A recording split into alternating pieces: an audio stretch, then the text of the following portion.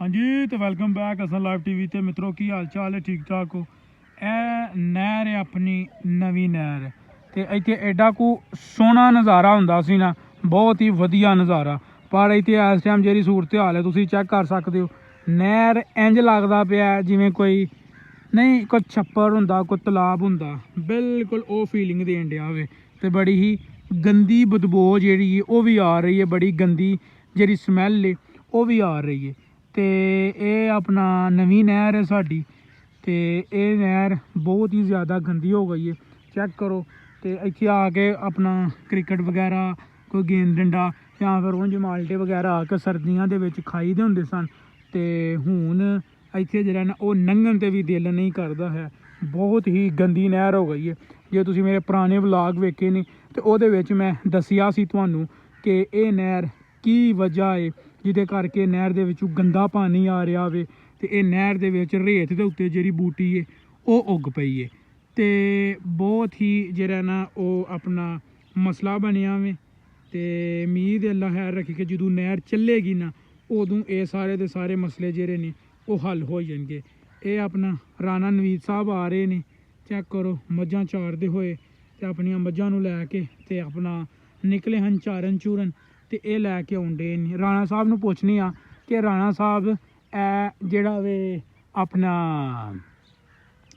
ਬਹੁਤ ਹੀ ਜ਼ਿਆਦਾ ਜਿਹੜਾ ਛੱਪੜ ਗੰਦਾ ਹੋਇਆ ਵੇ ਕਿਉਂ ਹੈ ਰਾਣਾ ਸਾਹਿਬ? ਇਹ ਨਹਿਰ ਜਿਹੜੀ ਹੈ ਕੀ ਹੋਇਆ ਇਹਨੂੰ ਕੋ ਦੱਸੋ ਇਹਦੇ ਬਾਰੇ ਚ। ਇਹ ਨਹਿਰ ਭਲਾ ਕਿਉਂ ਗੰਦੀ ਹੋਈ ਹੈ? ਸਲਾਮ ਅਲੈਕੁਮ। ਸਲਾਬ ਨਹੀਂ ਸੀ ਆਇਆ? ਹਾਂਜੀ ਸਲਾਬ ਤੇ ਸਾਨੂੰ ਪਤਾ ਨਾ ਜਿਹੜਾ ਦੇ ਉੱਤੋਂ ਵੀ ਲੰਘੇ ਆ। ਬਿਲਕੁਲ ਬਿਲਕੁਲ। ਇਹ ਡੰਗਰ ਵੀ ਖੋਲੇ ਨੇ, ਸਲਾਬ ਦਾ ਪਾਣੀ ਸਾਰਾ ਜਿਹੜਾ ਹੈ ਨਾ ਨਾਲੇ ਦਾ ਗੰਦਾ ਪਾਣੀ ਨਹਿਰ ਤਰੋੜ ਕੇ ਤੇ ਵਿੱਚੋਂ ਹੀ ਲੰਘਿਆ। ਹਾਂਜੀ ਮਾਂ ਸਾਹਿਬ ਭਾਜੀ ਰੋ ਰਹੇ ਨੇ ਮੱਝਾਂ ਦੀ ਵਜ੍ਹਾ ਤੋਂ। ਚਲੋ ਆਜੋ ਆਜੋ ਆਜੋ ਆਜੋ ਰੋਤੇ ਨਹੀਂ ਹੈ ਤੇ ਰਾਣਾ ਸਾਹਿਬ ਇਹ ਕਲੀਅਰ ਹੋਏਗਾ ਮਸਲਾ ਕਿ ਨਹੀਂ? ਕਲੀਅਰ ਬਨ ਕਤਾ ਤੇ ਹੁਣ ਇੱਕ ਦੋ ਦਿਨ ਚ ਨਾ ਪੁਲ ਬਣਨ ਦੀ ਵਜ੍ਹਾ ਤੋਂ ਨਹਿਰ ਨਹੀਂ ਚੱਲੀ। ਅੱਛਾ ਇਹ ਨਹਿਰ ਚਲੇਗੀ ਸਾਰਾ ਤਕਰੀਬਨ ਮਤਲਬ ਸਫਾਈ ਹੋਈ ਜਾਏਗੀ। ਤੇ ਉਹ ਇਸ ਤੋਂ ਬਾਅਦ ਤੇ ਨਹੀਂ ਹੈ ਕੋਈ ਮਸਲਾ ਬਣਨ ਲੱਗਾ? ਇਸ ਤੋਂ ਬਾਅਦ ਕਿਉਂਕਿ ਇਹ ਨਾਲੇ ਦਾ ਸਾਰਾ ਪਾਣੀ ਸੀ ਗੰਦਾ, ਜਿਹੜਾ ਇਹ ਕਚਰਾ ਵਗੈਰਾ ਨਾ ਸਾਰਾ ਹਾਂਜੀ ਇਹ ਨਾਲੇ ਦਾ ਸੀ। ਨਾਲੇ ਦਾ ਬੰਨ ਕਤਾ ਹੁਣ ਇਹ ਤੋਂ ਬਾਅਦ ਮਜ਼ੀਦ ਜਿਹੜਾ ਨਹਿਰ ਚੱਲੇਗੀ ਤੇ ਸਾਰੀ ਸਫਾਈ ਹੋ ਜਾਏਗੀ। ਜਿਸ ਤਰ੍ਹਾਂ ਅੱਗੇ ਅਸੀਂ ਨਹਾਉਂਦੇ ਹੁੰਦੇ ਹਾਂ, ਹਾਂ ਸਾਫ਼ ਪਾਣੀ ਬਿਲਕੁਲ ਕਲੀਅਰ ਪਾਣੀ ਹੁਣ ਵੀ ਕਲੀਅਰ ਹੈ, ਲੇਕਿਨ ਇਹ ਗੰਦ ਰਹਿ ਗਏ ਆ। ਪਰ ਇੱਕ ਚੀਜ਼ ਤੁਸੀਂ ਹੋਰੇ ਗੌਰ ਕੀਤਾ ਕਿ ਨਹੀਂ ਕੀਤਾ? ਮੈਂ ਗਿਆ ਹਾਂ ਤਕਰੀਬਨ ਪਿਛਲੇ ਮਹੀਨੇ ਉੱਥੇ ਹੈਡਮਰਾਲੇ ਵਿਆਹ ਤੇ ਉਹ ਹੈਡਮਰਾਲੇ ਵਾਲ ਵੀ ਇਹ ਗੰਦਾ ਪਾਣੀ, ਉਹ ਕੀ ਵਜ੍ਹਾ? ਇਹ ਸਲਾਬ ਦਾ ਪਾਣੀ ਸਾਰਾ ਇਕੱਠਾ ਹੋਇਆ ਹੈ, ਠੀਕ ਹੈ। ਜਦ ਥੱਲੇ ਗੰਦਗੀ ਜੰਮੀ ਹੈ ਨਾ ਉਸ ਵਜ੍ਹਾ ਤੋਂ ਸਾਰਾ ਪਾਣੀ ਗੰਦਾ। ਉਹਨਾਂ ਗੰਦਗੀ ਉਦੋਂ ਹੀ ਖਤਮ ਹੋਣੀ ਜਦੋਂ ਇੱਕ ਵਾਰੀ ਖੁੱਲ ਕੇ ਪਾਣੀ ਪਿੱਛੋਂ ਆਣਾ। ਠੀਕ ਹੋ ਗਿਆ, ਜਦੋਂ ਨਹਿਰ ਚੱਲੇਗੀ ਤੇ ਮਸਲੇ ਕਲੀਅਰ ਹੋ ਜਾਣਗੇ। ਫਿਰ ਕਲੀਅਰ ਹੋਏਗਾ। ਠੀਕ ਹੋ ਗਿਆ ਵੇ। ਤੇ ਅਸੀਂ ਇਹ ਤੇ ਖੇਡਦੇ ਹੁੰਦੇ ਹਾਂ, ਕੋ ਮਾਲਟੇ ਸ਼ਾਲਟੇ ਖਾਂਦੇ ਹੁੰਦੇ ਹਾਂ ਤੇ ਐਤਕੀ ਜਿਹੜਾ ਨਾ ਕੋਈ ਵੀ ਹਿਸਾਬ ਕਿਤਾਬ ਨਹੀਂ ਲੱਗਾ ਹੈ। ਐਤਕਾਂ ਇੱਥੇ ਗੰਦਗੀ ਬੜੀ ਹੈ, ਹਿਸਾਬ ਕਿੱਥੋਂ ਲੱਗਣਾ? ਆਹੋ ਮੈਂ ਉਹ ਮੱਝਾਂ ਲੈ ਕੇ ਆਉਣਾ ਤਾਂ ਮੈਨੂੰ ਇੰਨੀ ਬੋ ਚੜਦੀ ਕਿ ਬਹੁਤ ਵਾਕਈ ਬੇਵਾਹੀ। ਉਹ ਪਰ ਉਸ ਦਿਨ ਖੇਡਣ ਆਏ ਸਾਂ ਪਰਲੇ ਪਾਸੇ ਤੇ ਪਰ ਜਿੰਨੀ ਕੋ ਬੋਵੇ ਤੇ ਖਲੋਤਾ ਹੀ ਨਹੀਂ ਜਾਂਦਾ ਹੈ। ਜਿਸ ਤਰ੍ਹਾਂ ਤੁਸੀਂ ਸਮਝ ਲਓ ਗੰਦੇ ਨਾਲ ਦਾ ਪਾਣੀ ਇਹ ਹੀ ਹਿਸਾਬ ਬਣਿਆ ਸਾਡੀ ਸਾਫ਼ ਸੁਥਰੀ ਨਹਿਰ, ਸਾਫ਼ ਸੁਥਰੀ ਨਹਿਰ ਦਾ। ਠੀਕ ਹੈ ਨਾ।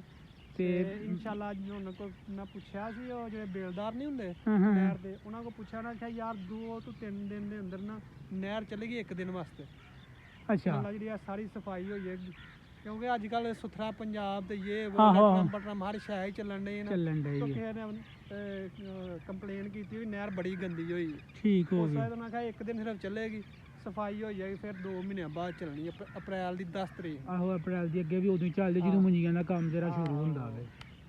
ਤੇ ਬਾਕੀ ਠੀਕ ਹੋਗਾ। ਸਾਡੇ ਪਿੰਡ ਦੇ ਲੋ ਜੀ ਰਾਣਾ ਸਾਹਿਬ ਦਾ ਜਿਹੜਾ ਅੰਦਰ ਹੈ ਨਾ ਹਰ ਸ਼ਹਿਰ ਜਿਹੜਾ ਉਹ ਰੁੜ ਗਿਆ ਸੀ ਸਲਾਬ ਦੇ ਵਿੱਚ ਤੇ ਉਹਨਾਂ ਦੀ ਵੀਡੀਓ ਵੀ ਤੁਸੀਂ ਵੇਖ ਸਕਦੇ ਹੋ ਕਿ ਕਿਵੇਂ ਪੇਟੀਆਂ ਦੁੱਤੋਂ ਦੀ ਪਾਣੀ ਲੰਘ ਗਿਆ ਸੀ। ਪੇਟੀਆਂ ਖੋਲੀਆਂ ਦੇ ਵਿੱਚ 2-2 ਦਾਬੇ ਮਿੱਟੀ ਦੇ ਧੁੰਜਣੇ ਪਏ ਹਨ। ਕਿਉਂ ਰਾਣਾ ਸਾਹਿਬ?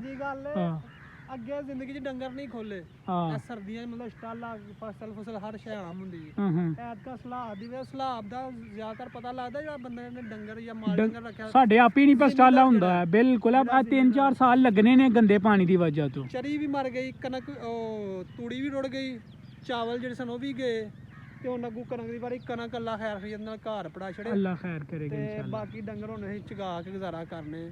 ਚਲੋ ਅੱਲਾ ਉਹ ਭਾ ਮੈਂ ਉਤਲ ਗਿਆ ਹਾਂ ਭਾ ਵੱਡੇ ਹਰੀ ਲੱਗੇ ਨੇ ਮੱਛੀਆਂ ਦਾ ਕੋਈ ਹਿਸਾਬ ਕਿਤਾਬ ਲਾਉਣ ਭਾ ਵੱਡੇ ਹਰੀਆ ਉਹ ਤੇ ਪਤਾ ਲੱਗੇ ਦੇਸੀ ਮਾਹੌਲ ਹੈ, ਕਦੀ ਮੱਛੀਆਂ ਪਕਾ ਲਈਆਂ, ਕਦੇ ਕੋਈ ਸ਼ਾਇਦ ਨਹਿਰ ਦੇ ਵਿੱਚ ਅਕਸਰ ਅਸੀਂ ਮੱਛੀਆਂ ਫੜ ਕੇ ਖਾਣੇ ਆ। ਠੀਕ ਹੋਊਗਾ ਤੇ ਪੂਰਾ ਦਾ ਪੂਰਾ ਉਹ ਜਿਹੜੀ ਸਾਈਡ ਹੈ ਨਾ ਉਹਦੇ ਸਾਰਾ ਦੇ ਸਾਰੇ ਇੰਜ ਕਰਕੇ ਜਾਲ ਮਾਰਨ ਦੇ ਨੇ।